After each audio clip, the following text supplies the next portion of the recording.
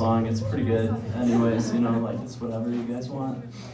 Well, dang. After Nick just went up, who wants to hear some more jokes about racism? Yeah! You freaking weirdos.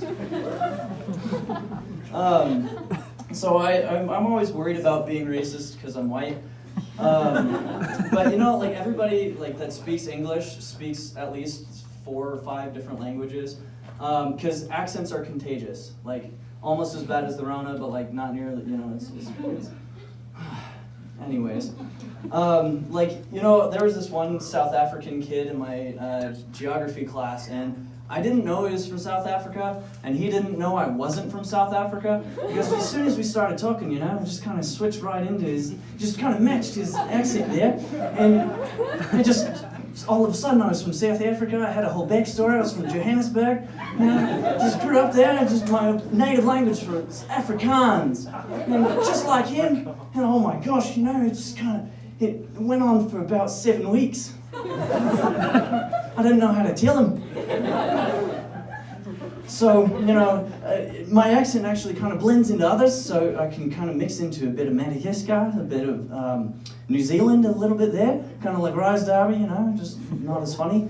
But it's kind of just frustrating there, because, I had to make up some backstory. My mom met my dad, and, they were all on a fishing boat together, and we went under, and then somehow I came along.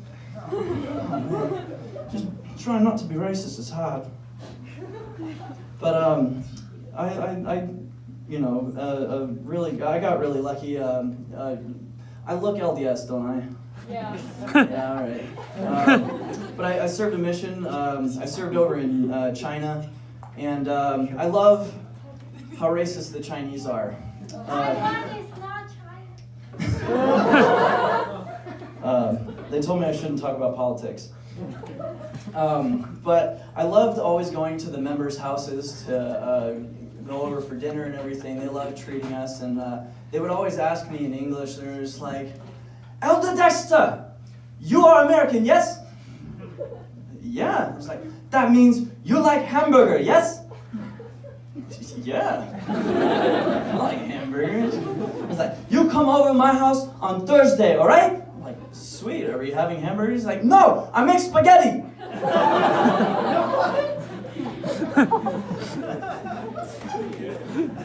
Awesome. I did learn a lot on my mission over in Taiwan. A lot of people don't know this, but animals make different noises in different cultures.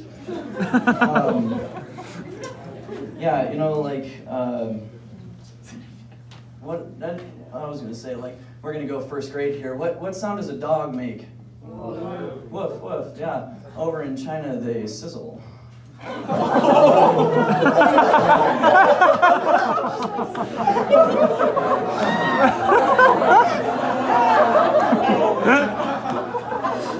It gets better. Over in Japan, the pig, the sound that the pig makes over there is ho, ho, ho. It's like a phonetic spelling of the, In America, pigs ask for your license and registration.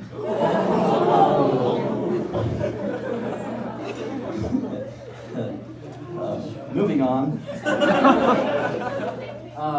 So I downloaded LinkedIn recently, and I gotta tell you, worst dating app yet. It's all the women I'm matched with on there, I already know them, they're double my age, and all the guys care about is my resume. I'm more than my job, Mark. Take me to lunch or something. But the only reason I've got a Rollins Plus account is so the cute cashier will ask me for my number. Thanks, Peter. Don't feel too bad. I did have a relationship once, and she ended up being a vegan, and like father like son, I went for a pack of cigarettes and never came back.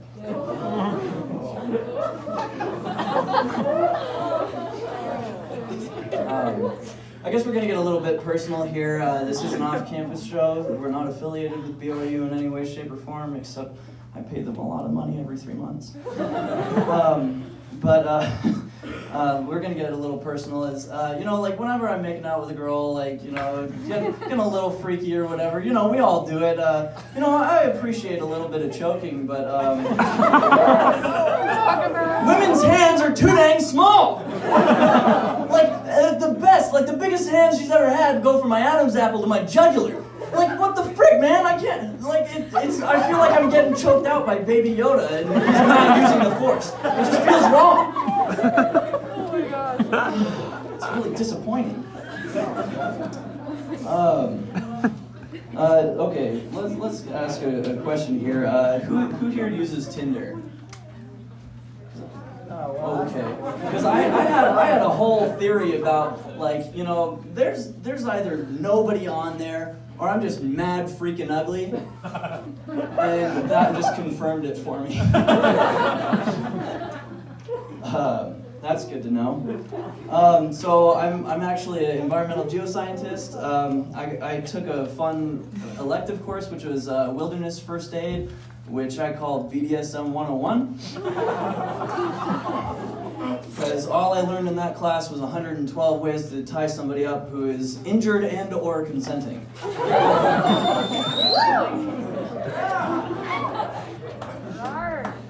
Yeah. Winking is weird. You know, like sometimes it's like really great in certain situations, or you know, like I don't know, like if say you did a triple backflip and landed all cool with the rest of your crew, background explosion to form the Megazord, just like you look pretty sick. But you know, in certain situations, like stop, that guy's stealing my son. Doesn't get the message across. Oh crud, I can't read. That's why I go to BYU, Idaho. Ladies, I feel like instruments and relationships for girls are pretty similar. I need to blow this so it'll work. For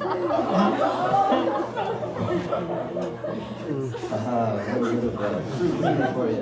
There we go. So I had a friend once. Does anybody ever remember like that whole thing that MTV did, like the whole Scared Straight thing, and like you know they take a corrupt child and you know throw them all of a sudden into the prison system, and you'd have some of the like really rough looking inmates, you know, shake them up, scream in their face, and they're just like, I'm gonna shank you, and they're like some random 12-year-old kid. Yeah, so he went into this program, and you know, he did the whole thing. Like the prison warden hated him, and you know, they made him stay the whole night after, and he came home, and like the whole experience just never really worked because he still likes men. Pretty fun night over. Scared straight, yeah. There it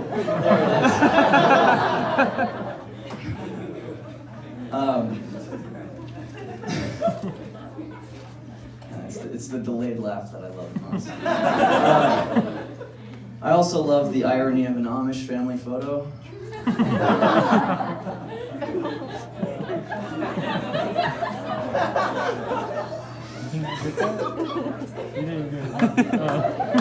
Thanks, Steve.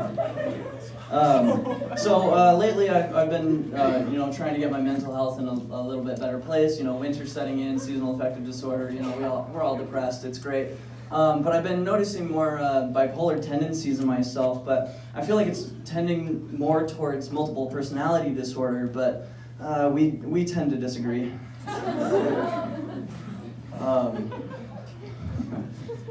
Yeah, I really hate tall people.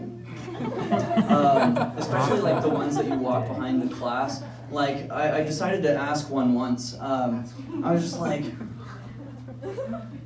hey. I had to wait for it to get to him. How long does it take you to get to class? And he looks down at me and he just goes, 4. And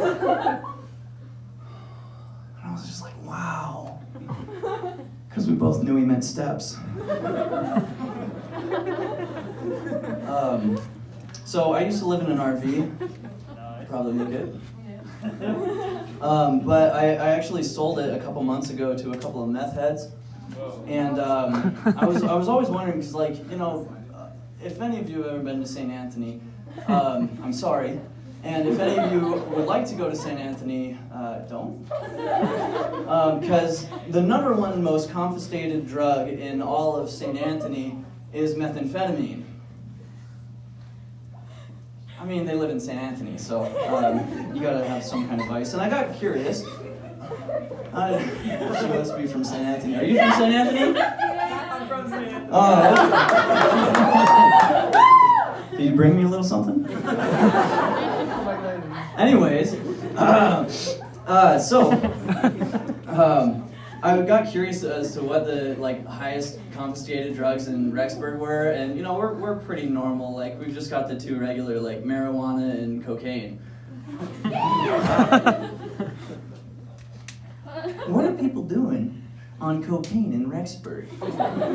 Like, what are you doing? Like, you're just, one afternoon you're just sitting in your shared bathroom, just, woo! Let's go drive 26 down Main Street. Woo! Just like on your way, you're just like, all right, let's stay in Porter Park until 11:02. Yeah. Or hey, let's go do stand-up comedy for a bunch of college weirdos. Woo!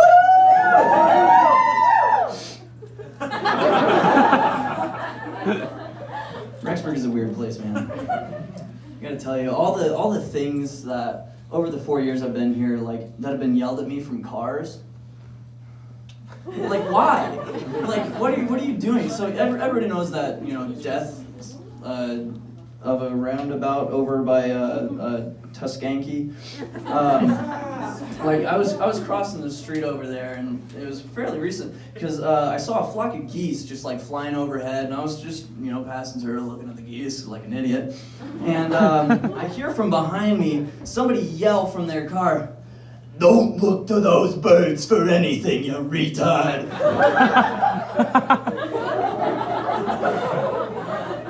And she just drove away. I was like, okay. But I thought I'd throw at least one festive joke in here, and I'll tell you a little bit about my childhood, because it was probably a little weird to make all this. But when I was a kid, I would always beg and plead and cry until I could get my butt cheeks on every mall Santa my mom would take me to. And my favorite thing of all would just be to wait for the moment when I could just plop my little cheeks down, look him right up in the fake beard, wait for him to ask what my name was even though he's supposed to know it, and ask me what I wanted for Christmas. So I could look up into his eyes from his fake beard and tell him, all I want for Christmas is a dad. And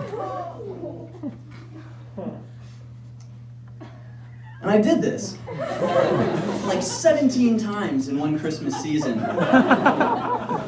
Until one guy at the Hamilton Gate Mall, we go through all the steps, I'd sit right on his lap, I look him in the eyes, and I was like, all I want for Christmas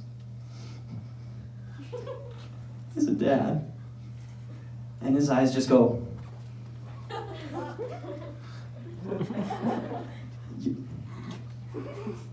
your mom's name isn't Tracy, right?